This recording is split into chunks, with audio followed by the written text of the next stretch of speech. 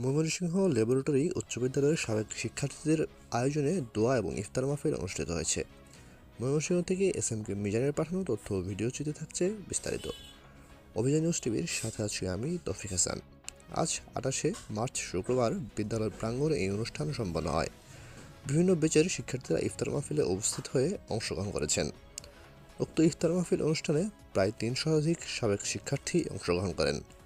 আয়োজক কমিটিতে ১৫, ১৬, ১৭, ১৮ ব্যাচের শিক্ষার্থীরা দায়িত্বে ছিলেন। আয়োজক কমিটি জানান, খেলাধুলা সহ যে কোনো প্রতিযোগিতামূলক প্রোগ্রামে ১৭ ব্যাচ এগিয়ে থাকে। উক্ত ইফতার মাহফিলে উপস্থিত ছিলেন অত্র বিদ্যালয়ের সাবেক প্রধান শিক্ষক মোহাম্মদ আবুল কাশেম, ভারপ্রাপ্ত প্রধান শিক্ষকগণ মোহাম্মদ সাইফুল ইসলাম, সিনিয়র শিক্ষকগণ মোহাম্মদ খায়রুজ্জামান, বলাইচন্দ্র, ফরিদ আহমেদ সহ অন্যান্য শিক্ষিকাবৃন্দগণ।